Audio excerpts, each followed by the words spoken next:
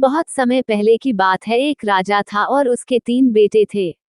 राजा बहुत ही बूढ़ा हो गया था और वो यही चाह रहा था कि कोई उसके गद्दी को संभाल ले। एक दिन राजा ने अपने तीनों बेटों को बुलाकर बोला, आज मैं तुम लोगों को एक काम के लिए बुलाया हूँ। सब लोगों को अपना काम बहुत ही ईमानदारी से करना होगा। राजा के तीनों बेटे संकट में पड़ गए कि अब क्या होगा मेरा, लेकिन जैसे ही राजा ने बोलना शुरू किया सब लोग चुप हो गए। राजा ने अपने तीनों बेटों का इम्तिहान लेना चाहता था और उसने अपने पहले बेटे से पूछा, अगर आपको किसी अपराधी को सजा देने को कहा जाए तो आप क्या दोगे? पहले ने बोला, मैं तो जेल में डाल दूंगा। फिर दूसरे ने बोला, मैं तो फांसी दे दूंगा। फिर क्या था, राजा ने अपने तीसरे बेटे से भी यही पूछा।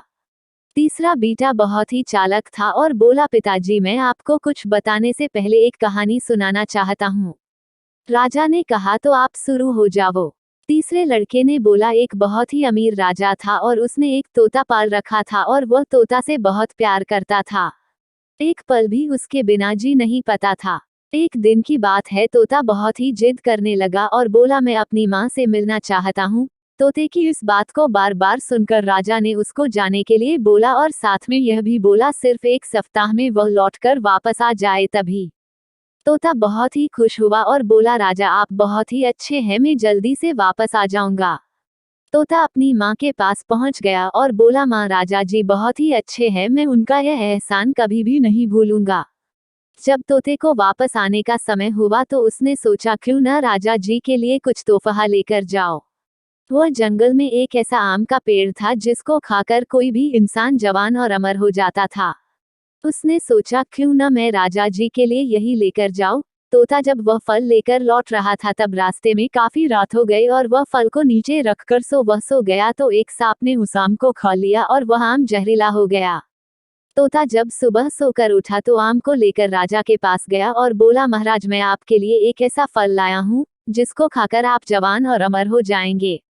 राजा ने अपने मंत्री को बुलाया और बोला, पहले इस फल को अपने पालतू कुत्ते को थोड़ा खिलाकर देखो। कुत्ता जैसे ही उस फल को खाया वह मर गया। यह देख राजा को गुस्सा आ गया और उसने तोते की बात सुने बिना ही उसका सर काट दिया।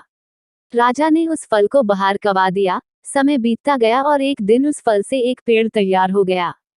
जब राजा को इस बात का पता चला तो राजा ने सबसे बोला, वह पेड़ जहरीला है और कोई भी इसका फल नहीं खाएगा। राजा की इस बात को सुनकर कोई भी उस पेड़ के पास भी नहीं जाता था। एक दिन एक बूढ़ा आदमी जो कि उस पेड़ के बारे में बिल्कुल भी नहीं जानता था, वह उस पेड़ के फल को खा लिया और देखते ही देखते वह जवान हो गया और उसने यह बात राजा को बताया और इस बार राजा ने फिर वही किया और इस बार राजा के दरबार का मंत्री जवान और अमर हो गया।